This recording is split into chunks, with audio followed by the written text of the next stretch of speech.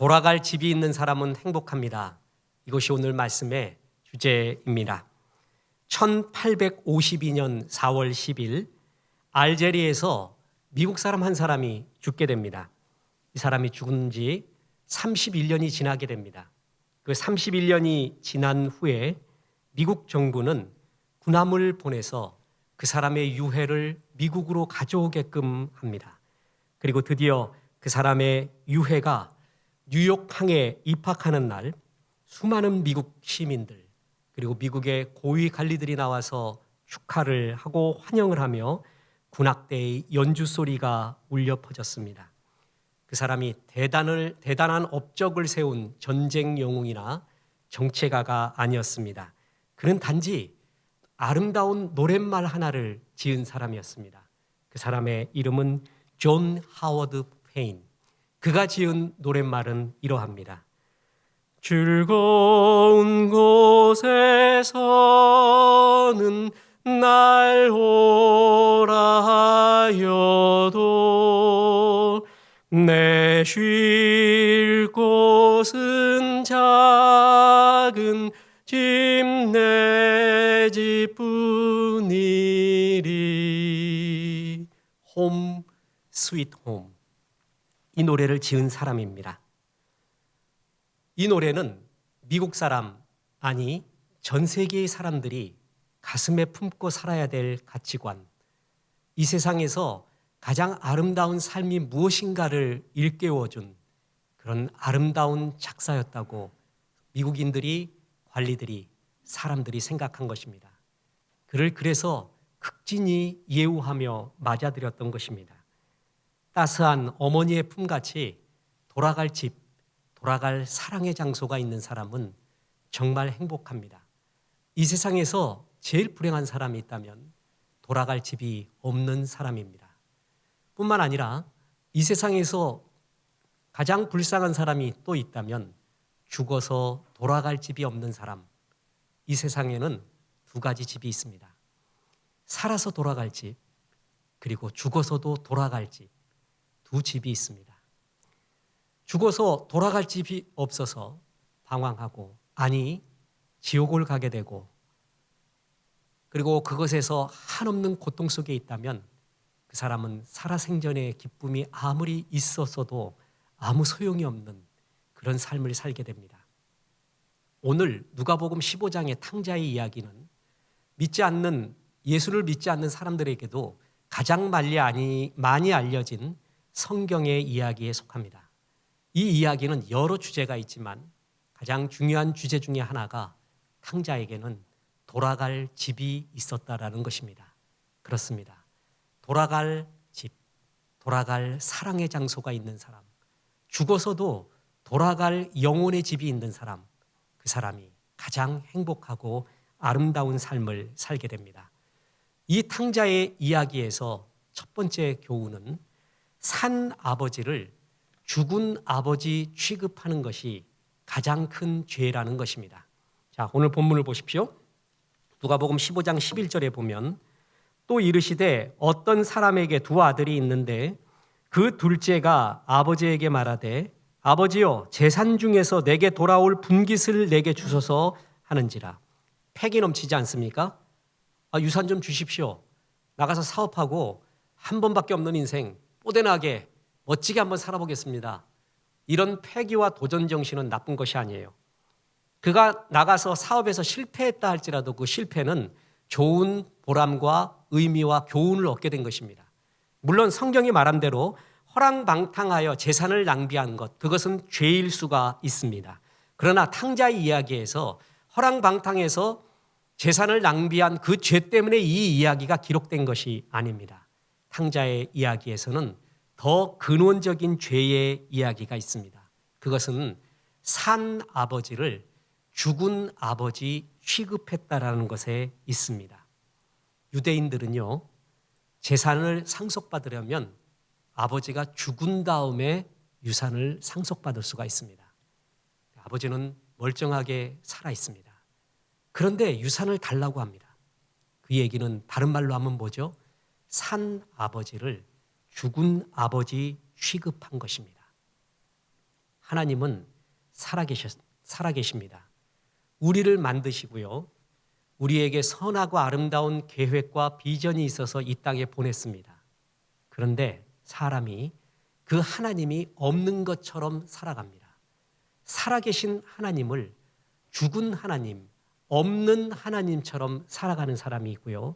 더 적극적으로 하나님이 없다고 방송에 나와 책에서도 수없이 떠들어대고 사람 모아가면서 하나님은 없다고 적극적으로 거부하는 사람, 그런 사람이 있습니다. 이것이 가장 큰 죄라는 것입니다. 다시 말씀드립니다. 탕자는 산 아버지를 죽은 아버지처럼 여겼습니다. 이것이 탕자의 이야기에서 가장 큰 죄입니다. 이성복이라는 시인이 있습니다. 지극히 개인적인 견해로 우리나라 최고의 시인 중에 하나가 아닐까. 이분이 쓴 시를 보고 나는 시를 써서는 안 되겠구나 하고 여겨질 정도로 기가 죽은 시인입니다. 그러나 그때도 그랬고 지금에 와서는 더욱더 생각하는 것이 있습니다. 내가 더 행복하구나. 내가 더 아름답구나. 내가 이분처럼 그런 시는 못 쓸지라도 내가 더 진리를 알고 있고 내가 더 기쁜 삶을 살고 있다라는 자부심은 말할 수가 없습니다. 이분이 지은 극지의 시라는 시 모음 그리고 평론 모음이 있습니다. 거기에 이런 글이 나옵니다. 사르트르의 자유의 길의 주인공은 뽕네프 다리 위를 지나다가 껄껄 웃습니다. 도대체 자유가 무엇인지 오랫동안 고민해 오다가 한순간 깨달은 것입니다. 자유란 멀리 있는 것이 아니고 자기가 바로 자유라는 것을, 인생을 선택하고 결행하는 것이 자신이기 때문이죠. 이 사람들은요, 이런 말 들으면 가슴이 뜁니다.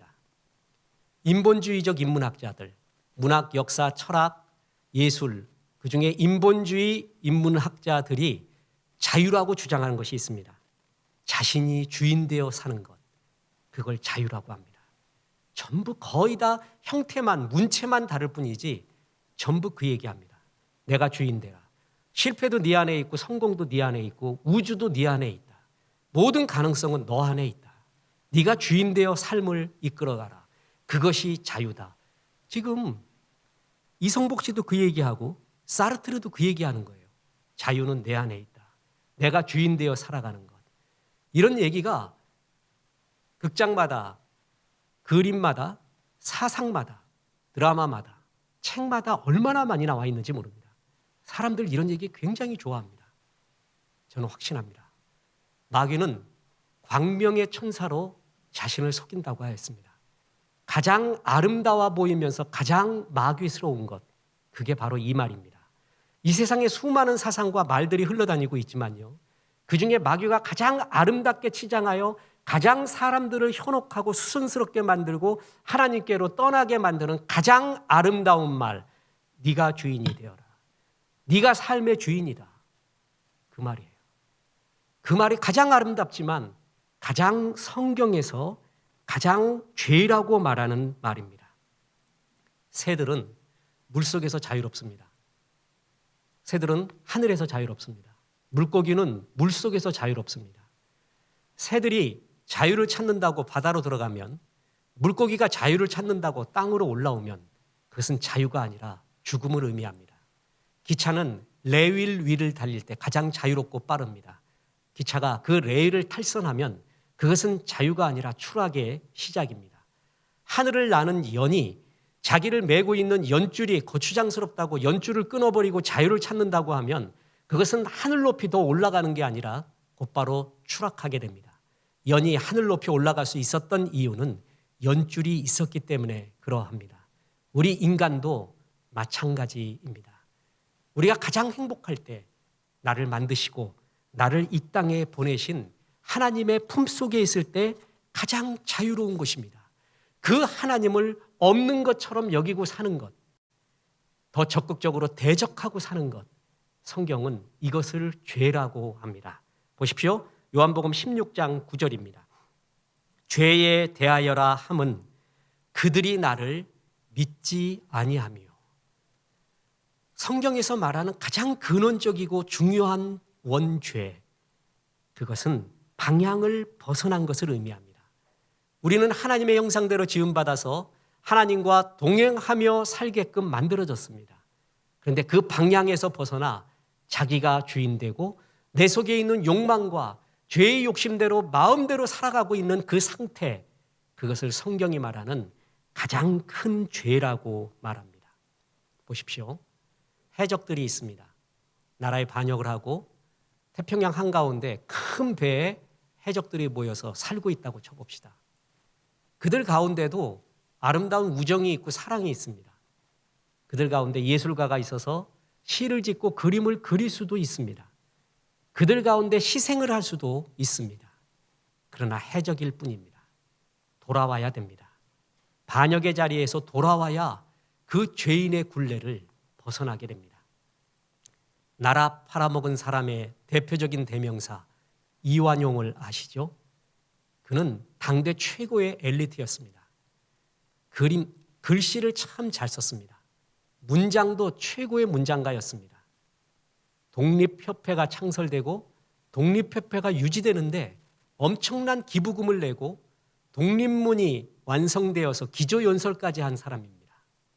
그가 아무리 훌륭한 일을 많이 했다 할지라도 그는 나라 팔아먹은 사람입니다. 우리끼리 아무리 아름다운 일도 많고 멋진 일도 있고 추억이 있을다 할지라도 하나님을 떠나서 자기가 주인 되어 가고 있다면 그것은 죄인의 삶입니다. 밀턴이 지은 신라권, 우리는 지금 신라권의 인생을 살거든요.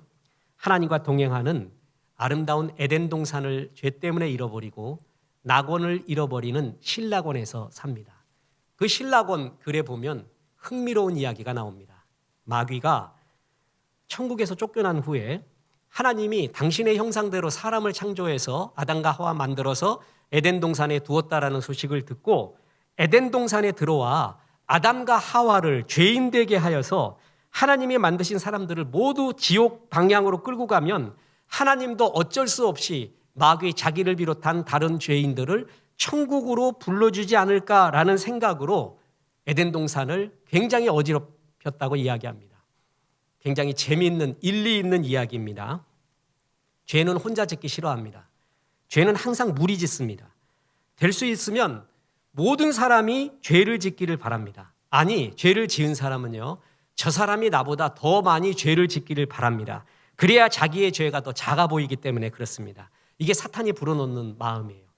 그 이후로, 하나님을 떠난 이후로 마귀의 속임수, 우리가 속에 있는 그 죄의 욕심을 따라가는 수많은 오염들이 우리 인류의 역사를 죄의 역사로 물들여 갔습니다. 하나님을 떠난 죄, 현실과 과거에 수없이 범한 죄들로 우리 인류의 역사는 죄악의 역사들입니다. 세계 수많은 나라들이 아름다운 정체성을 슬로건으로 내세우고 우리나라는 이렇게 아름다운 나라라고 해요. 그러면서 하는 말이 전 세계 사람들이 전쟁 무기를 다 버리고 그 비용으로 질병을 퇴치하는 데 쓰고 환경 오염을 막는 데 쓰고 모두가 잘 먹는 양식을 위해 쓴다면 얼마나 행복할까? 다 그 얘기해요. 그런데 우리나라는, 우리 국민은 그렇게 살고 싶지만 남들이 무기를 만들기 때문에 나도 만든다라고 또 다 그렇게 말합니다. 제가 예언을 하겠습니다. 이 지구가, 인류가 멸망하는 날까지 그 이야기는 끝이 없이 이어질 것입니다. 하나님을 떠난 죄인들, 그들의 삶은 이런 죄악의 역사입니다. 탕자의 이야기에서 가장 큰 핵심 중에 하나, 그것은 탕자가 살아계신 아버지를 죽은 아버지로 취급하며 살려고 했다는 것, 바로 그것입니다. 살아계신 하나님을 죽은 하나님처럼 여기며 살고 있는 상태, 그것이 성경은 죄라고 말합니다. 탕자의 이야기에서 두 번째 희망스러운 중요한 메시지가 있습니다. 그것은 돌아갈 집이 있는 사람은 행복하다라는 것입니다. 탕자가 집에 돌아왔습니다. 그랬더니 아버지의 사랑이 있습니다. 용서가 있습니다. 풍성함이 있습니다. 보세요. 15장 20절부터 보겠습니다. 이에 일어나서 아버지께로 돌아가니라. 아직도 거리가 먼데 아버지가 그를 보고 측은히 여겨 달려가 목을 안고 입을 맞추니 아들이 이르되 아버지, 내가 하늘과 아버지께 죄를 지었사오니 지금부터는 아버지의 아들이라 일컬음을 감당하지 못하겠나이다 하나 아버지는 종들에게 이르되 제일 좋은 옷을 내어다가 입히고 손에 가락지를 끼우고 발에 신을 신기라. 그리고 살찐 송아지를 끌어다 잡으라. 우리가 먹고 즐기자. 이 내 아들은 죽었다가 다시 살아났으며 내가 잃었다가 다시 얻었노라 하니 그들이 즐거워하더라. 탕자가 밑바닥을 칩니다. 인생을 헤맵니다. 벼랑 끝을 헤매고 있습니다. 돼지와 같이 취급을 당하고 있습니다. 그랬더니 이 모든 문제가요, 돌아갈 집이 있어서 원샷에 해결이 됩니다. 집으로 돌아갔더니 그를 얽매고 있었던 수많은 모든 문제가 다 해결이 되었습니다. 탕자는 돌아갈 집과 아버지가 있었습니다. 이것이 가장 큰 행복입니다. 그리고 집에 돌아와 보니까 사랑이 있었어요. 용서가 있었어요. 풍성함이 있었어요. 어느 주일학교에서 선생님이 애들에게 퀴즈를 냈다고 합니다. 탕자가 돌아오니까 제일 싫어했던 존재가 누구였습니까? 마티 형이었죠. 그걸 기대하고 퀴즈를 냈더니 어린애 하나가 이렇게 대답했다고 합니다. 살찐 송아지요. 아무 죄 없이 잘 살고 있다가 탕자가 돌아오는 바람에 그는 목숨을 내놓게 되었습니다. 애들의 이 기발한 역발상의 생각, 기가 막히죠? 애들하고 대화하다 보면 생각지도 못한 생각들이 떠오릅니다. 살찐 송아지뿐만이 아니라 좋은 옷, 가락지를 끼우고 자유를 상징하는 신을 신기고 내 집에는 돌아와 봤더니 이런 사랑과 용서와 풍성함이 있습니다. 이렇게 돌아갈 집이 있는 사람은 행복합니다. 우리 인간은요, 하나님의 형상대로 지음받았어요. 그리고 에덴 동산에서 주와 동행하며 살았거든요. 그런데 하나님을 거부하는 죄 속에서 낙원 에덴 동산에서 쫓겨났어요. 그걸 실낙원이라고 하죠. 그때부터 우리 인생들은요, 실낙원, 낙원을 잃은 인생을 살았고, 그래서 우리 인생의 마음속에는 그 낙원으로 다시 돌아가고 싶은, 그 나라로 다시 회복시키고 싶은 마음이 누구에게나 가슴속에 심기어져 있습니다. 고향에 대한 그리움, 낙원에 대한 원초적인 그리움이 우리 모두에게 심기어져 있다라는 것입니다. 여러 증거가 있는데 그 중에 하나 보면요, 우리가 많이 부르는 대중가요들 있지 않습니까? 여러분, 대중가요 우습게 보지 마십시오. 너무 성과 속으로 나누어서 그렇게 볼 필요 없습니다. 우리가 부르고 있는 찬송가는 대중가에서 온 게 얼마나 많은지 아십니까? 당시에 민요와 대중가에서 수없이 따왔습니다. 하나님 그걸 다 활용하시죠. 이 대중가요에 보면은 많은 주제가 있는데 그 중에 제일 많은 주제는 사랑이에요. 이별이에요. 그죠? 그건 뭐 동서고금통에서 다 나옵니다. 근데 사랑과 이별은 같은 이야기예요. 사랑했다가 미워하고 이별도 하고. 그러면 또 다른 주제가 하나 있는데 아마 우리 대중가요의 2위가 되는 주제가 있다면 그것은 고향에 대한 그리움일 것입니다. 특히 한국 전통가요 트로트에 보면 이 그리움에 대한 이야기가 많이 나오고요. 옛날 가요의 거의 대부분은 이 그리움에 대한, 고향에 대한 노래가 대부분을 많이 차지하고 있습니다. 고향이 그리워도 못 가는 신세, 저 하늘 저 산 아래 아득한 천리 언제나 외로워라. 제가 부르려고 했더니 일부 예배 마치고 김현주 사모가 문자가 왔습니다. 그만해라. 노래 어쩔 이렇게 보내왔어요. 그래서 참고 있습니다. 듣고 싶다면 일부 거를 다시 반복해서 들으면 그때는 들을 수가 있습니다. 저는 이 노래를 부를 때 얼마나 웃겼냐 하면은 어떤 한 사람이 한 잔을 마셨어요. 저 주님 말고 우리 저작거리에서 파는 주님을 마시고 고향이 그리워도 못 가는 신세 저 하늘 저 산 아래 아득한 천리 그러고 막 잉잉 울면서 있어요. 어디서 그러냐면 자기 집 앞에서 그러고 있습니다. 그냥 들어가면 되잖아요. 그거 보면서 느낀 게 있어요. 저는 서울에서 태어나고 자란 전형적인 시티보이입니다. 그런데요, 고향에 대한 이야기를 하잖아요. 그럼 가슴이 뛰어요.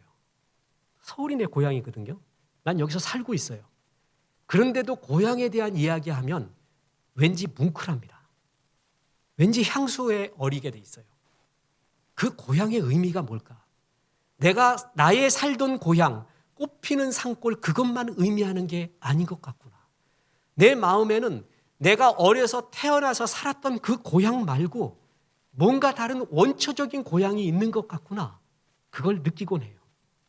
우리나라 노래뿐만이 아닙니다. 미국 팝송에도 보면 고향에 대한 노래들이 있습니다. 그 대표적인 게 존 덴버의 Take Me Home Country Road라고 아세요? Country Road, Take Me Home. 또 톰 존스가 불렀던 Green Green Grass of Home. 참 멋진 노래입니다. 그 4절에 보면요. 그 컨텍스트가 나오죠. 원래 사형수였어요.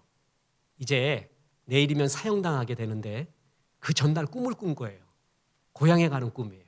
사랑하는 메리, 어머니 아버지, 그 고향의 푸른 잔디. 그걸 막 꿈꿔요. 그리고 나중에 이제 When I walk, look around me. Four gray wall surround me. 내 회색 벽들이 나를 둘러싸고 있고 나는 이제 사형당하게 되네. 그래서 그 마음속에 있는 고향에 대한 이야기. 여러분 이거는 서양이나 동양이나 원초적으로 항상 고향에 대한 그리움 그것이 가득했습니다. C.S. 루이스라는 작가가 있습니다. 기독교 변증학자고요. 이분이 오고 가는 많은 세계에게 영향을 주고 있는 이유 중에 하나.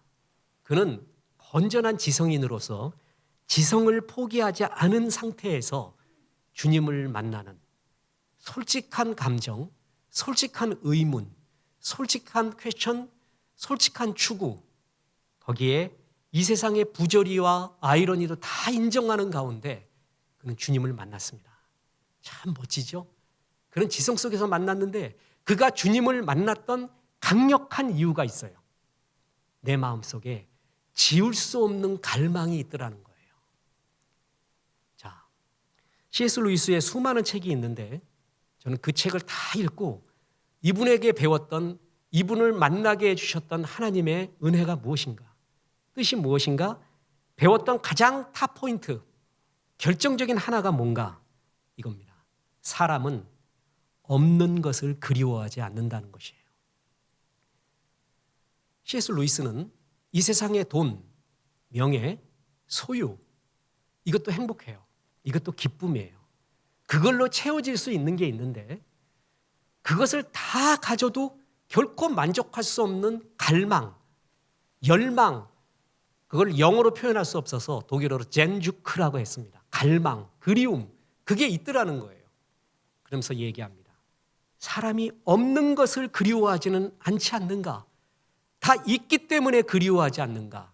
자, 제가 설교 때 자주 말하는 게 있습니다. 팔이 2개 있었는데 팔이 하나 없어지면 없는 팔을 그리워해요.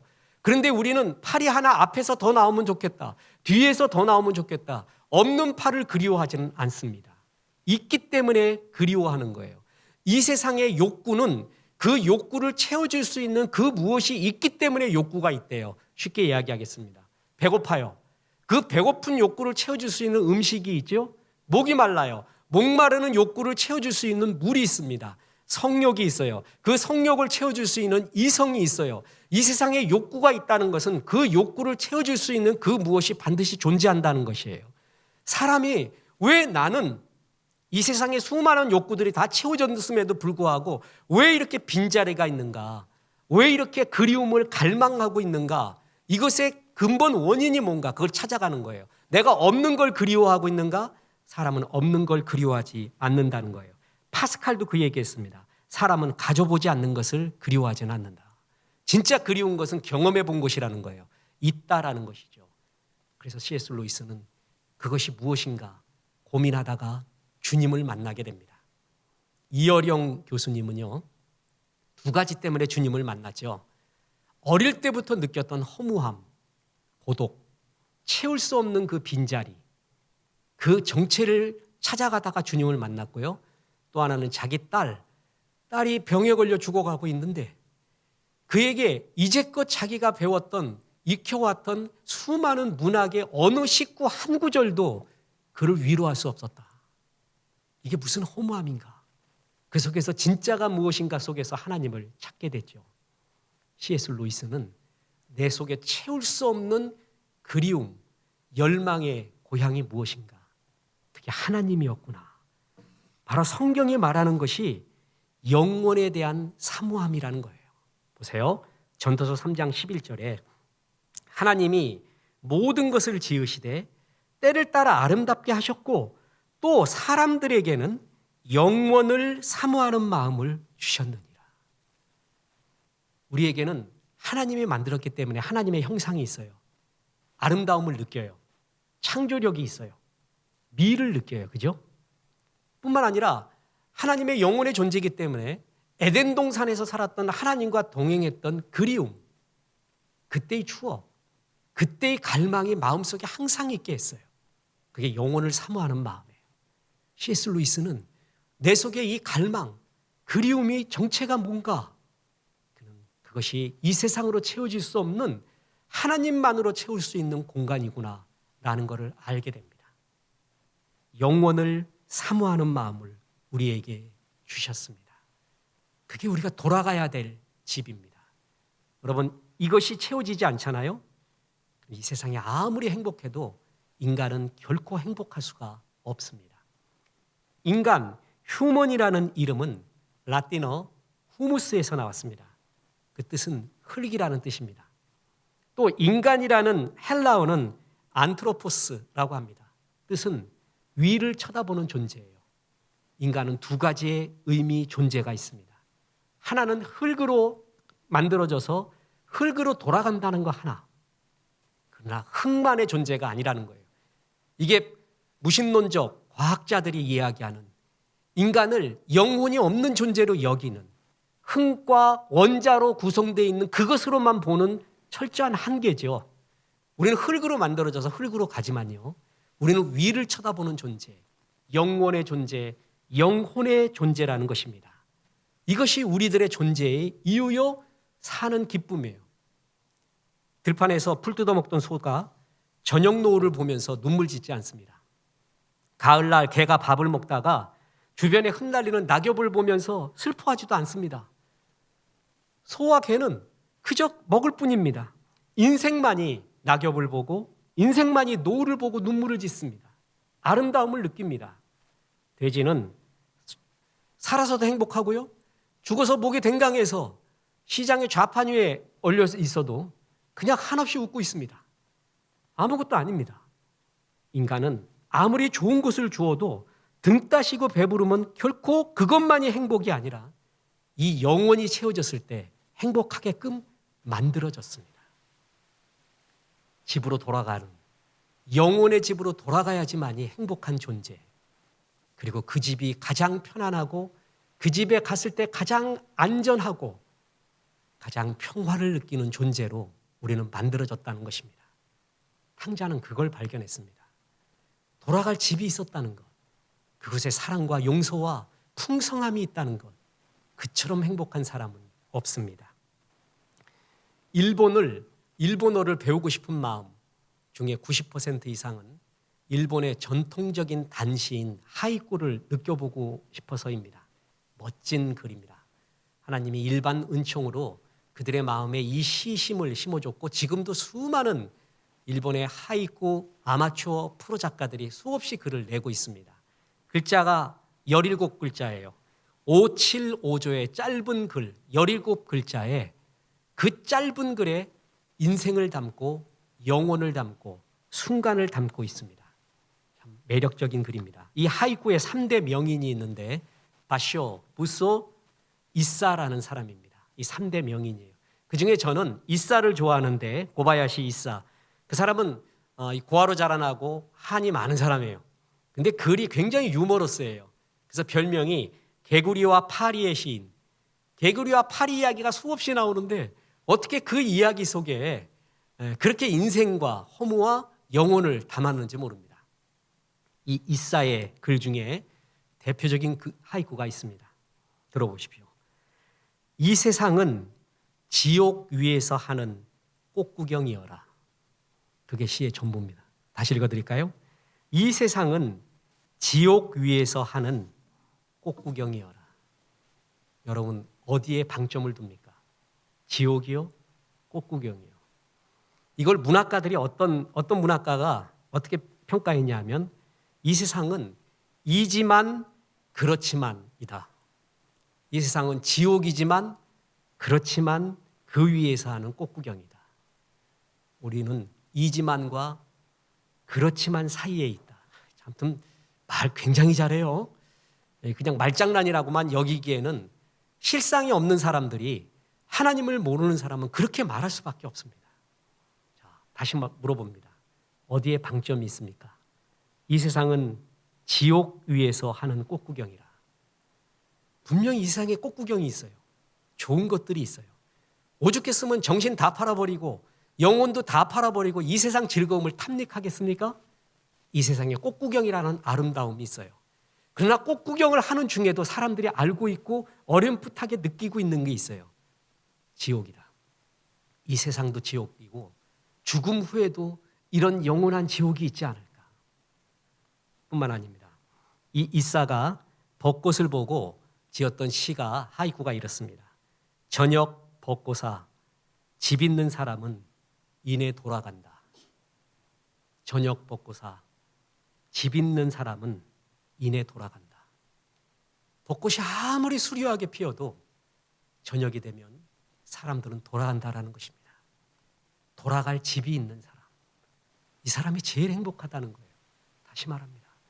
벚꽃이 아무리 수려하게 내 온 인생을 감싸고 있어도 집에 돌아갈 때 행복해요. 내 인생에서 누리고 싶은 거 하고 싶은 거 다 했어도 죽고 난 다음에 영원히 돌아갈 하늘의 집이 없다면 그 사람은 그 즐거운 꽃놀이가 아무것도 아닙니다. 시집 서점에 가보면요. 시집이 10권 놓여 있어요. 신작부터 많이 팔리는 베스트셀러까지. 그중에 3권에서 4권이 나태주 시인의 시입니다. 대단하죠? 그 나태주 시인의 시 중에 행복이라는 시가 있는데 거기에 이렇게 나옵니다. 저녁 때 돌아갈 집이 있다는 것, 힘들 때 마음속으로 생각할 사람이 있다는 것, 외로울 때 혼자서 부를 노래가 있다는 것. 이게 행복이래요. 그 중에 첫 번째가 뭐예요? 저녁 때 돌아갈 집이 있다는 것. 이사가 말했습니다. 저녁 벚꽃아 집이 있는 사람은 이내 돌아간다. 아무리 아름다워도요. 집으로 다 돌아가게 돼 있어요. 여행이 아름다운 것은 돌아갈 집이 있기 때문에 그렇습니다. 아무도 안 믿겠지만 저는 이 몸을 가지고 대학교 때 제 몸집보다 더 무거웠던 것 같았던 텐트와 배낭을 짊어지고 지리산을 종주했습니다. 아무도 안 믿겠지만. 그래서 지리산 어느 곳에서 이제 텐트를 치고 잠을 자는데 다른 사람 텐트는 다 멀쩡한데 내 텐트만 날아가는 겁니다. 제대로 박지를 안 해갖고 텐트 날아가 버렸어요. 계곡으로. 어떻게 하면 좋겠습니까? 게다가 라면은 갖고 왔는데 버너를 안 갖고 와가지고 옆에 집에 그냥 구걸하면서 라면 끓여 먹고 굽신굽신하고 이 수모를 겪고 지리산을 탔습니다.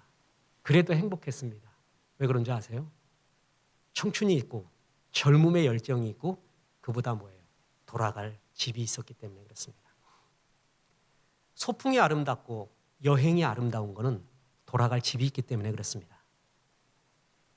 집이 없다면 아무리 아름다워도 아름답지 않습니다. 여행은 돌아오기 위해 떠난다는 말이 있습니다. 진짜 나를 발견하고 돌아오기 위해 떠나는 게 여행입니다. 그렇습니다.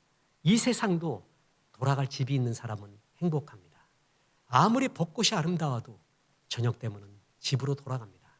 그런데 죽으면 돌아갈 집이 없는 사람. 이 세상에서는 집이 있는데 죽으면 돌아갈 집이 없는 사람. 이 사람은 가장 불행한 인생을 또한 살게 되는 것입니다. 우리가 잘 아는 천상병 시인, 그분의 소풍이라는 시, 대표적인 시 아닙니까? 나 하늘로 돌아가리라. 새벽빛 와 닿으면 쓰러지는 이슬 더불어 손에 손을 잡고 나 하늘로 돌아가리라. 노을빛 함께 단둘이서 기슭에서 놀다가 구름 손짓하면은 나 하늘로 돌아가리라. 아름다운 이 세상 소풍 끝나는 날 가서 아름다웠더라고 말하리라. 이 세상을 소풍이라고 해요. 그리고 나 하늘로 돌아간대요. 이 세상이 소풍의 즐거움이 있을 수 있는 것은 돌아갈 하늘이 있기 때문에 그렇습니다. 돌아갈 하늘이 없다면 이 세상은 소풍이 아니라 방랑입니다. 끝없는 방황과 헤매임입니다. 돌아갈 하늘이 있기 때문에 이 세상이 소풍이고 여행이 되고 저녁 노을이 아름다운 것입니다. 조병화 시인 아시죠? 원래 이 시인들이 죽기 전에 자기의 묘비명을 적어놓은 경우가 많습니다. 자기의 시의 일부를 적어놓은 경우도 있고요. 이 조병화 시인의 묘비명이 이렇습니다. 나는 어머님의 심부름으로 이 세상에 나왔다가 이제 어머님 심부름을 다 마치고 어머님께 돌아왔습니다. 아주 영감 있습니다. 내가 이 땅에 어머니 심부름 때문에 왔습니다. 그 심부름 다 마치고 어머니께로 돌아갔습니다. 이것이 삶이요 죽음이요 안식이라는 것이에요. 내가 이 땅에 왜 태어났는지, 어디서 왔는지, 어디로 가는지 알아요. 이것처럼 기쁜 존재의 기쁨을 갖고 있는 사람이 어디 있겠습니까? 이 세상도 그런데 죽어서 우리의 영혼이 돌아갈 집이 없다면 그것은 소풍도 아니요 아름다움도 아닙니다. 사람들이 어렴풋하게 그걸 느끼고 있습니다. 집으로 돌아와 봤더니 살진 송아지를 잡았어요. 아름다운 옷과 가락지와 신을 신겨주고 아버지의 사랑과 눈물이 있었습니다. 잔치가 있었습니다. 우리가 죽게 돼서 우리의 영혼이 하늘나라의 집으로 가게 돼서 이런 천국 잔치가 있다면 그는 지금의 이 생활이 얼마나 또한 아름답겠습니까? 사람에게는 두 가지의 고향, 돌아갈 집이 있습니다. 하나는 우리의 육신이 돌아갈 흙의 집이 있습니다. 우리는 흙으로 만들어졌어요. 너는 흙이니 흙으로 돌아가라. 어쩔 수 없이 우리의 육신은 흙으로 돌아갑니다. 또 하나 있는데 우리에는 영혼의 존재입니다. 우리 영혼은 하늘나라가 고향입니다. 하나님 품이 고향이라 말입니다. 육신의 고향, 흙은요, 슬픔이 있고 괴로움이 있고 한숨이 있습니다. 그러나 영혼의 고향인 영원한 하늘나라의 집은 기쁨과 감사와 사랑이 있습니다. 보십시오. 고린도후서 5장 1절에 보면 만일 땅에 있는 우리의 장막집이 무너지면 하나님께서 지으신 집, 곧 손으로 지은 것이 아니요 하늘에 있는 영원한 집이 우리에게 있는 줄 아느니라. 아멘. 하늘에 있는 영원한 집이 우리에게 있대요. 나 소풍 다 끝나고 돌아가는 날, 아버지의 심부름 다 마치고 돌아가는 날, 하늘에 영원한 집이 있대요. 그리고 그 집에 대한 표현이 요한계시록 21장 4절에 나옵니다. 보세요. 모든 눈물을 그 눈에서 닦아주시니 다시는 사망이 없고 애통하는 것이나 곡하는 것이나 아픈 것이 다시 있지 아니하리니 처음 것들이 다 지나갔음이로라. 천국에는 사망이 없고 애통하는 것이나 곡하는 것이나 아픈 것이 없대요. 이 얘기를 뒤집어 보면 이 세상에서의 행복은 애통하는 것과 곡하는 것과 아픈 것이 섞여 있습니다. 그리고 죽으면 끝이 납니다. 여러분, 그러나 그곳에는 죽음도 없어요. 애통하는 것, 곡하는 것, 아픈 것도 없는 우리의 눈물을 다 닦아주는 영원한 하늘집이 우리에게 있다고 합니다. 그리스도인이라는 것은 현실을 살지만 이 영원한 하나님 나라를, 돌아갈 하나님 나라를 항상 바라보며 사는 것이고 그걸 가장 강하게 바라볼 때가 바로 예배의 때입니다. 그렇습니다. 인생은 여행과 같습니다. 여행에서 제일 중요한 것은 두 가지입니다. 하나는 누구와 동행하는가, 또 하나는 돌아갈 집이 있는가.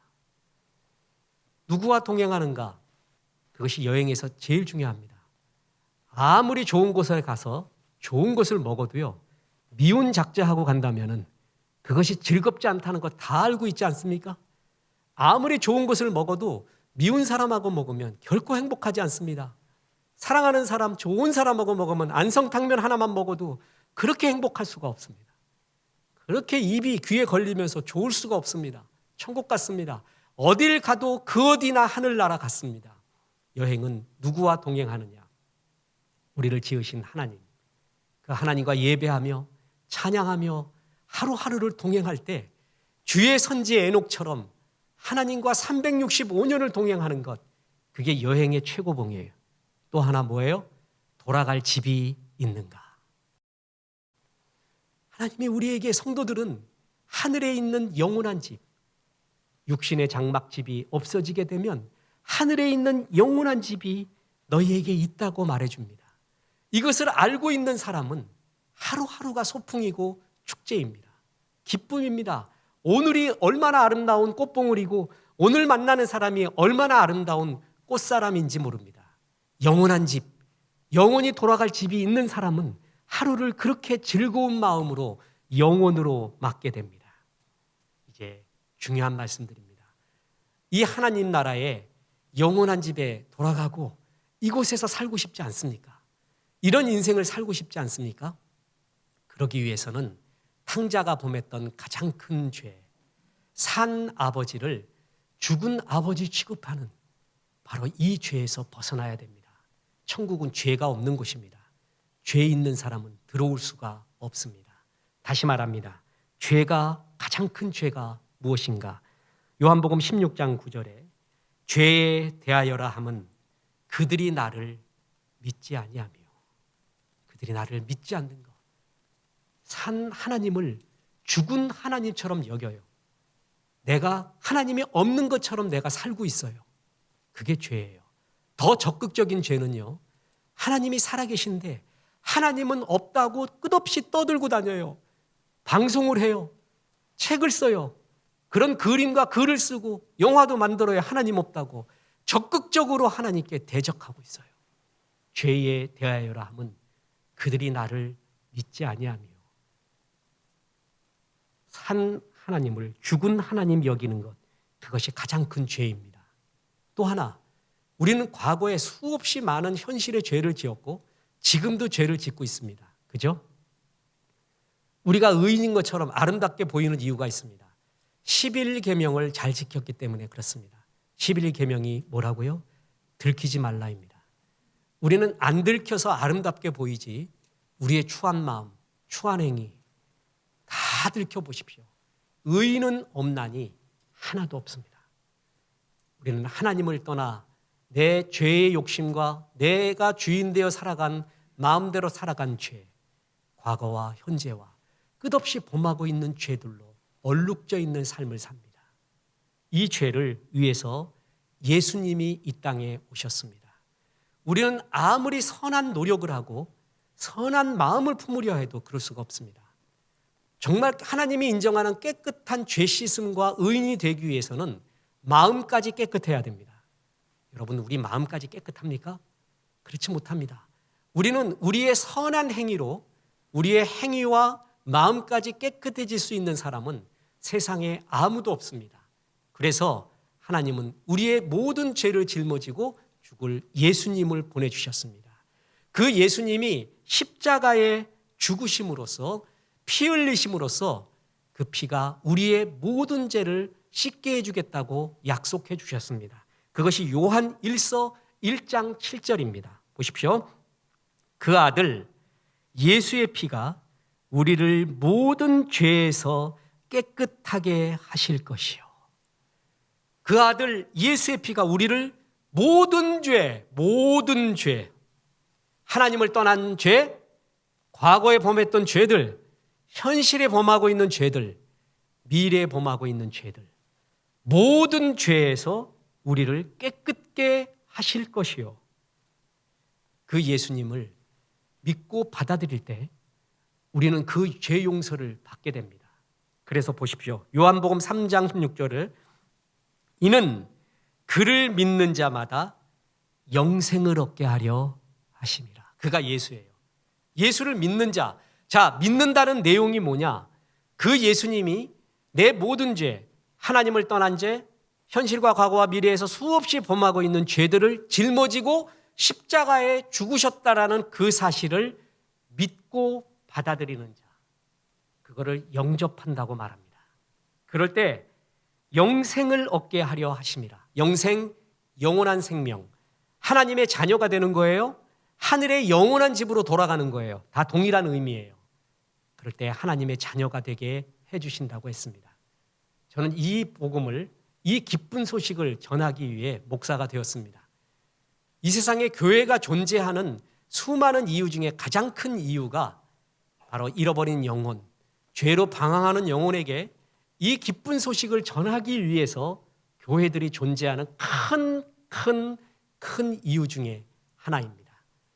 이 복음을 듣게 하기 위해서 하나님께서 여러분을 이 예배의 자리로 불러 모으셨고, 또한 이 복음은 여러분 한 사람을 위해서 준비된 자리였습니다.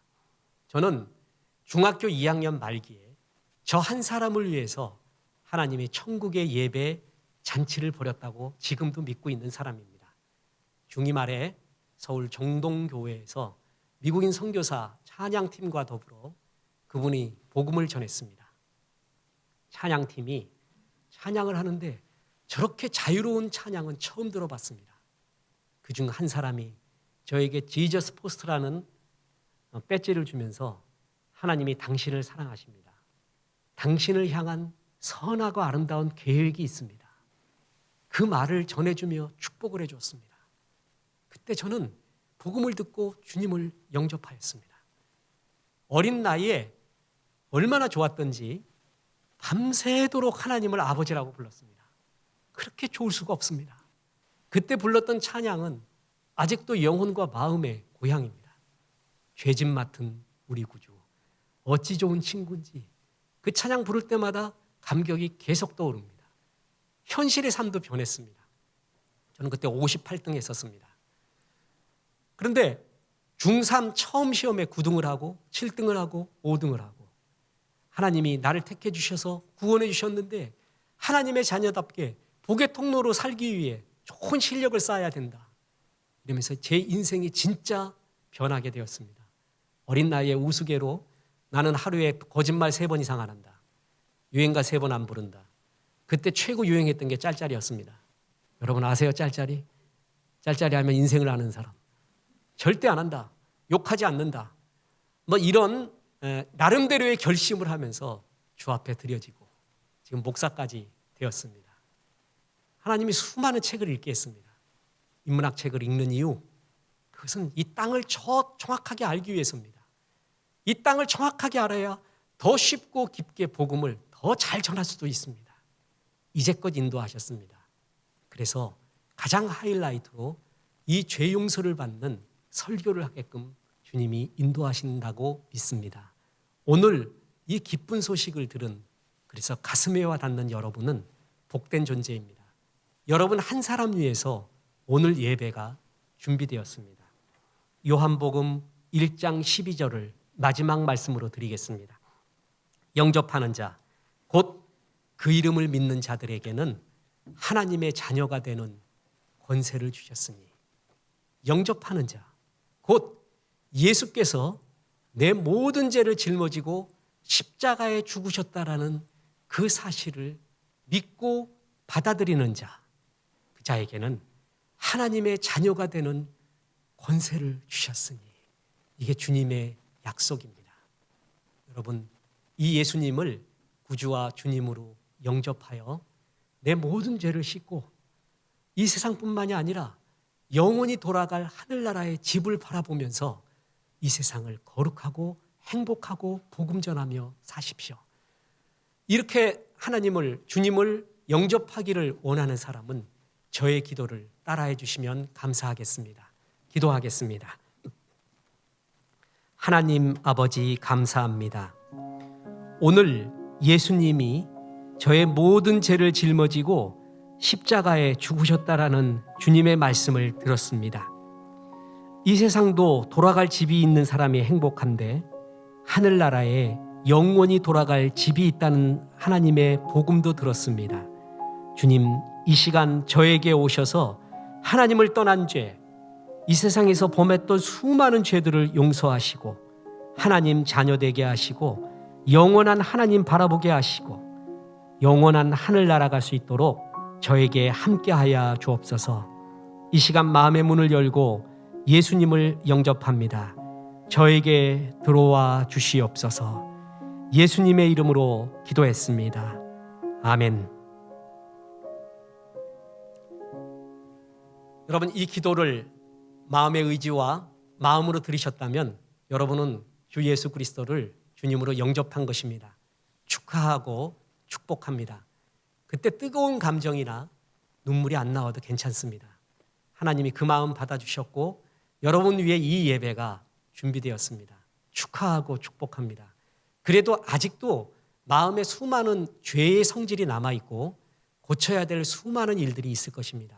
하나둘씩 예수님의 마음인 예수님의 성품을 닮아가십시오. 그거를 성화라고 합니다. 구원받은 하나님의 백성이 가장 추구해야 될 것이 예수님의 성품을 닮아가는 것입니다.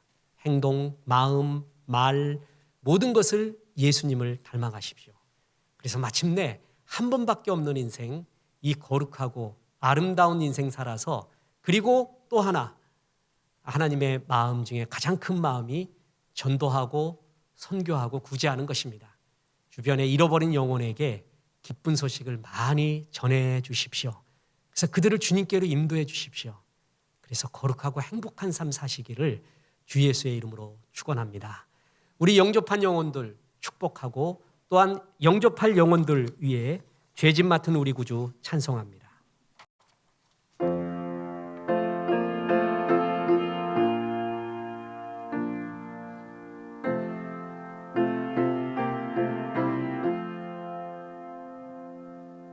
죄짐 맡은 우리 구주 어찌 좋은 친구인지 걱정 근심 무거운 짐 우리 주께 맡기세 주께 고함 없는 고로 복을 얻지 못하네 사람들이 어찌하여 아뢰일 줄을 모를까 시험 걱정 모든 괴로움 없는 사람 누군가 부질없이 낙심 말고 기도 드려 아뢰세 이런 진실하신 친구 찾아볼 수 있을까 우리 약함하시오니 어찌 아니하릴까